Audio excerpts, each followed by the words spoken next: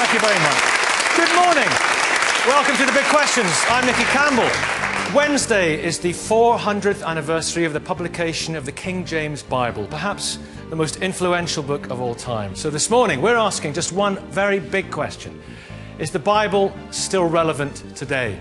We're in Greater Manchester with a lively audience here at Bury Grammar School Boys, which includes some familiar faces who've previously graced our panel. And seated comfortably on our panel, we have a terrific lineup for you this morning. We have got for you the evolutionary biologist, Professor Richard Dawkins, the former Bishop of Rochester, the Right Reverend Michael Nazir Ali, from Aylith Garden Synagogue, Rabbi Laura Jana Klausner, and the Bible scholar and television presenter, Francesca Stavrakopoulou.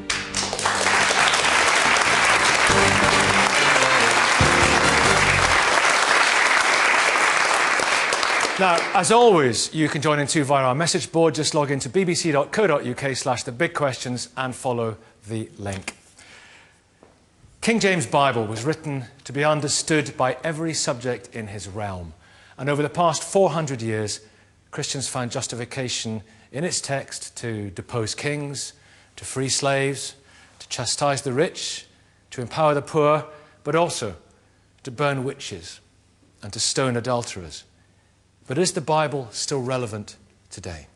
Well, Francesca, as somebody who's studied it again and again, back to front, is it fact? Is anything in there historical fact? Very little, probably. I think one important thing to bear in mind is that ancient writers had a very different understanding of what fact or fiction was from us today.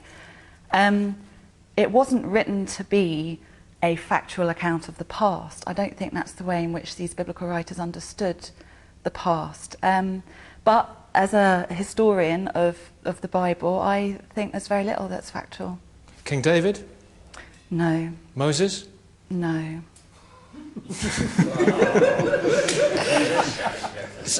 Somebody said Jesus behind me. I don't think they were taking the Lord's name in vain. No, Jesus, most scholars would agree that he existed, yeah. A hodgepodge of writings by different writers, scribes at different times with different agendas. Absolutely, and a hodgepodge is like not doing it a great service. I mean, this is a very sophisticated collection of ancient literature. I mean, it's fantastic stuff. It really is. Lots of different genres, lots of different sorts of traditions that are being adopted and adapted and then readapted by successive writers. These were very creative people that were producing these texts. It's brilliant stuff.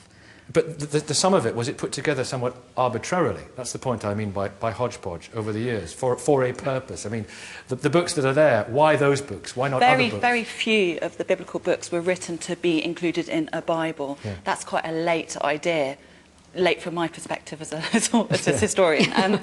Yeah, so they weren't necessarily written to be included in a Bible. These are religious writings. Some of them got into the Bible, some of them didn't, as we know. The choices that were made as to what should be contained in this collection, I mean, it's very hard to say. Some things are obviously more appropriate, the collectors felt, than others. Bishop Michael. Yes, I mean, I agree with Francesca that there are many different genres in the Bible. There's obviously poetry in the Bible, there are proverbs, but there's also history. I mean, take, for instance, the sudden appearance in archaeological evidence of the rather crude dwellings of the Israelites superimposed on the rather sophisticated dwellings of the Canaanites. The sudden disappearance of the cults that Francesca is so interested in, of Asherah and Baal. Why did these things happen? Because something historical had happened. Another people had come into the land and supplanted those who had already been there. Well, that's historical. But archaeologically, it's very difficult to tell a Canaanite from an Israelite. Well, archaeologically, I'm just pointing out the differences. The crude housing that the Israelites, as former nomadic people, had used. The fact that these cultic shrines suddenly stopped being built. I mean, something was happening, and we have to give an account of what was happening. But if most of it didn't happen, why should we pay But it did happen, you see. Well, Noah's Ark? Well, I'm talking about what happened in Canaan. I'm not saying that everything in the Bible is historical, because clearly it isn't. I mean, there's saga, there's poetry, there are proverbs, there is wisdom. But there is also material that is historical. I mean, the writing prophets, for instance, bear witness to contemporary events that were happening all around them. Now, you may have a different interpretation of those events. Their enemies at that time certainly did. And quite a lot of what we know about Israel, actually, we know from their enemies. What the conquering kings and those passing through the armies, what they tell us. Their accounts may be different, but they're witnessing to the same sorts of peoples and events that were going on. I think this kind of radical skepticism is unwarranted. Radical skepticism. Yeah, I get that quite a lot. I bet you do, yeah. I think... You deserve to get it, yes. But I think it's important to point out that what you might perceive as radical skepticism actually is all about debates that we've been having in academia for a long time. I'm not... Which academia? Albright, John Bright, G.E. Wright? Well, which academia are we talking? Kathleen Kenyon? A long time. Well, that doesn't make their work irrelevant. I mean, being dead doesn't make academics irrelevant. Well, it does make it outdated in terms of the ways in which academia engages with other branches and other disciplines which help us to understand. This is just sensationalism. I mean, most mainstream archaeology would accept that there is a historical basis to what there is of history in the Bible. As I say, not everything in the Bible is history. I didn't say there was no history. Well, you said hardly any facts. I said hardly any facts, exactly. I think the point remains is that, of course, there are some things in the Bible that broadly happened. I'm very glad you think to Babylon. But how generous. And equally, just as you said, there's a lot that isn't. But even you say, in fact, the Psalms are about somebody's emotional and religious state. The Proverbs are about wisdom. I mean, there are different sorts of the Song of Solomon that Professor Dawkins likes. How do you know whether to read something as history or something as not history in the Bible? The Book of Kings or the Chronicles or Ezra and Nehemiah, I mean, the writing prophets that I've mentioned, I mean, there are historical things in them that need to be investigated and interpreted. Well, the book of Isaiah has material that stretches over several centuries. Of course it does. And it only has the name of one prophet. Yes, but that's a historical point. Can I just move it on from you two? Fascinating as it is to hear this historical argument. Rabbi Laura, no Moses, no David, they don't exist. It undermines Judaism. Well, it doesn't undermine anything as I'm listening to you. I have a completely different take on what fact is and what my approach is to the Bible. That when I look at the Bible, I'm not a archaeologist or historian in that way. I'm looking at it as a teacher, as a theologian, and for me it has truth. It has truth that changes my life. Yeah. It has truth that I think affects other people's lives. It has things that I love. It has things that I can't stand, and I'm entering that debate. So the fact of what was, whether there was Babylonian, whether there was David or Moses, there's lots of information that says, or scholars who say there was Moses and why. It might have been with a different and slightly different name. But I'm not entering that phrase. So it doesn't need to be historically true because there is truth in it. There's a greater truth. A completely different kind of truth. Yeah. So Richard, I mean, similarly, there are great truths in the Greek fables, aren't there, of mythology. It doesn't need to be true for us to derive truth from it. The world is full of origin myths and creation myths and myths of all kinds, and many of them are very beautiful. But what worries me about the Bible is that it has acquired, in our civilization, an enormous privileged position. I mean, everybody knows something about the Greek myths and the Valhalla myths and so on, and some other myths as well. And they are interesting, and they're treated as interesting myths. But the Bible myths are given a special privileged treatment. I mean, they're regarded as somehow set off on one side, away from all these other myths. No doubt you'll find truths in the other myths. You'll find some truths of that kind in Australian Aboriginal myths. Sort of, I'm looking for God. Well, which God? I mean, why not Jupiter? Why not Zeus? Why not Thor? Yes, I think that... Mr. Michael, allow me to stay over here just for hear Richard out. Yeah, go on. Well, that's about it, really. I mean, I object to the way... I hope there's more to come from you. I was simply objecting to the way the Judeo-Christian myth has permeated our society to such an enormous extent, as though somehow it has special truths which are not to be found in other myths. And I don't think there's much truth to be found in any myths, as a matter of fact, but certainly there's no reason why the Judeo-Christian myth should be given this privileged status.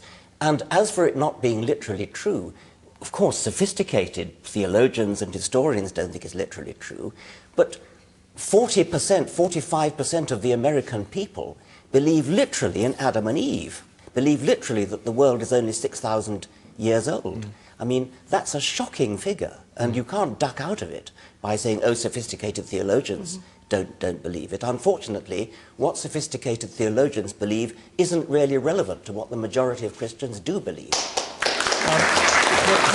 Chris, I think, Richard, cue Chris from the Evangelical Alliance, if I may, because you believe it's all true, don't you? I do, yeah. So you believe that, you know, Adam and Eve and Noah's Ark, you believe, to just take something, Genesis 19:5, 2 angels came to Lot's house in Sodom and Gomorrah.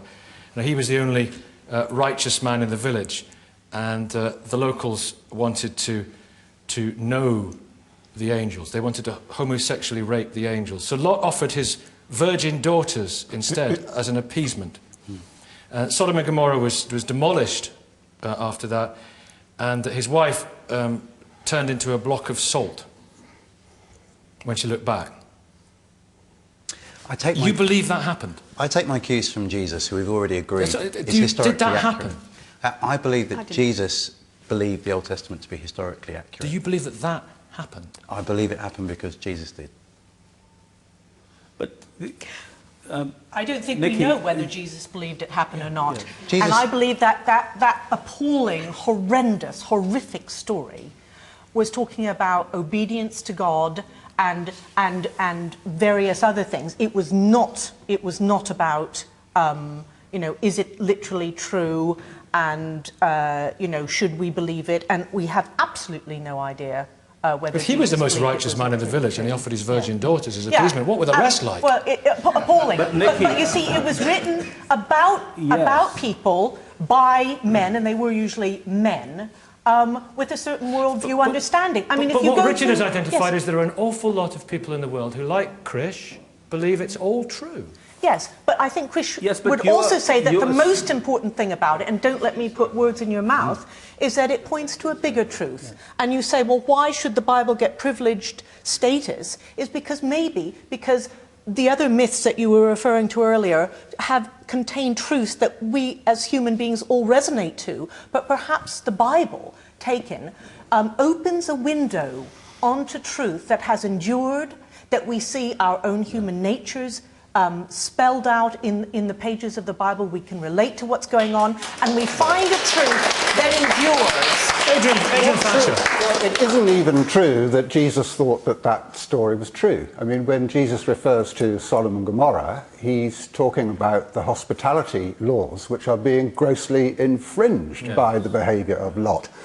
So to assume that the story is about homosexuality would just be really quite a false thing. And he didn't even comment on the fact that the poor daughter was put out instead. You know, I mean, he didn't comment on that, unfortunately. So what lesson are we supposed to get from that story? What moral lesson? Well, there's somebody We're going to missing come in on this to the story. moral lessons in a minute. It is a fact, There's somebody but missing. touch on it now, Richard. What's Well, your we were question? just told that what you get from the Bible is moral lessons, and presumably you say this didn't literally happen, but it's telling us something. What is it telling us? Well, the moral Okay, so let's lesson is... listen to the voice the moral that's lesson missing is- in this story, which is Abraham. Yeah. Abraham turned to God and argued with God. So the message that I get from this story is argue about it, debate about it, don't accept it as true completely. Well, why in argue that about it. case, why didn't... If you want to convey a message, which is in this case argue about it, why not just say argue about it? Why wrap it up? Do you want to remember that message? Bishop Michael, is this not, if I may ask You you a don't question? even know what the message is. That's how obscure Well, it is. Bishop Yes. Michael, allow me to ask the question, please. Yes. Is this not just classically cherry-picking and taking the bits that Not you're at all. It's comfortable not you. with? You are doing the cherry picking because you chose the story. Yes. There are hundreds of more edifying stories in the Bible, but you didn't choose them. Why don't you ditch that one chose then? this You're the one But- who wants to but how- cherry let me pick. just say, you must not confuse, as Professor Dawkins does in his books, between the descriptive aspects of the Bible and the prescriptive ones. Just